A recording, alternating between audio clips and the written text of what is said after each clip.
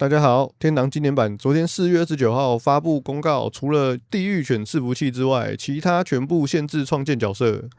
韩服论坛有一个工作室相关的文章，文章中说到4月29号，韩服除了巴拉卡斯伺服器以外，其余27个伺服器全部限制创建角色。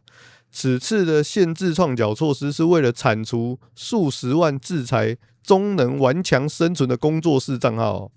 他这边写到一个比较严重的情况啊，就是这些工作室申请的账号都是盗用他人的身份资讯申请的账号，即使账号被制裁了，也会立即申请新的账号来进行游戏。接着他还说啊，官方也知道这一点，虽然持续对账号进行制裁，但似乎明显力不从心。我是不这么认为啦，大家觉得呢？再来呢，他就说目前呢、极大量的工作室账号涌入游戏中，近期随着币值下滑，工作室为了获得更多的金币，就会持续创建更多的账号进入游戏中打币。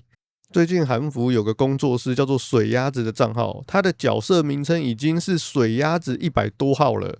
这件事情呢，在韩服的论坛中已经有讨论蛮热烈的了。然后呢，在游戏公司中必须进行针对工作室与外挂的应对，但是游戏公司与工作室进行账号的消耗战中明显处于劣势，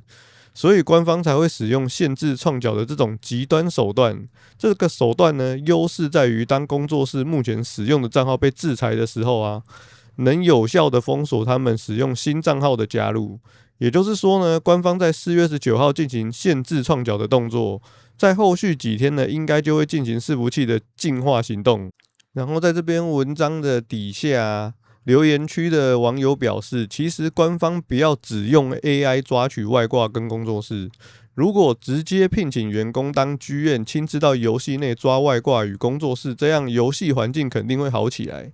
如果有人来客服中心申请复查，那就进行严格的身份验证，就像银行或保险公司一样，第一关就是先确认身份，确定账号是本人才可以进行复查的动作。只要不是本人的账号，就无法对账号进行复查，账号就会进行暂时性的永久保护。复查就是看有没有误锁，如果是误锁就解锁，当然没有误锁的话就是永久制裁。虽然这样的人力消耗可能会很大，但是游戏营运期间也不会臭名满天。他说的这个情况啊，这个建议啊，其实台湾玩家已经有很多人反映给官方了，但是官方也是当作没有看到、没有听到，我什么都不知道。接着也有留言表示，看完这篇文章呢，已经充分感受到官方绝对不会在游戏中安排剧院在巡逻。还有网友说啊，现在水鸭子的账号都创出100多个账号了，这个代表呢，工作室啊，早就已经预先创好好几百个、好几千个账号了。现在限制创角根本不能解决工作室与外挂的问题，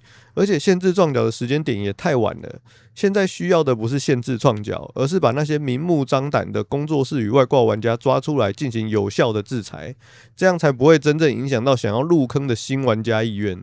再来就是今天呢，4月30号的制裁公告又有新的内容了。我们先来看看昨天4月29号的制裁公告内容。4月29号的制裁公告是说，4月28号有制裁745个账号，认证措施账号有94600个，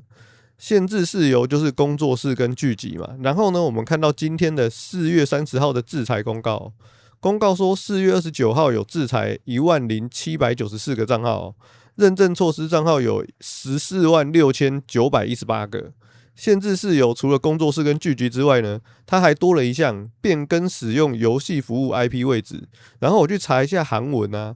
其实韩文翻译过来的意思就非常的简单，叫做海外跳板 IP。看来 NC 大哥也开始滚动式调整了。4月28号没有制裁使用 VPN 的，就只有砍了745个。4月29号制裁了使用 VPN 账号，一口气就砍了10794个。直接多出了1万多个账号，看来这个应该或许是针对购买大陆代练工作室的部分进行制裁。毕竟我们的 NC 之子都光明正大的说，他买的就是大陆代练，直接都明讲说买的不是官方服务地区的代练工作室。或许 NC 大哥有听到他说的，所以才加了这个项目。好啦，以上就是今天的影片内容，感谢大家观看。大家对于官方制裁多了 VPN 的项目呢，有什么看法都可以在底下留言分享哦。我只是觉得啦，只是增加项目，并没有真的制裁啊。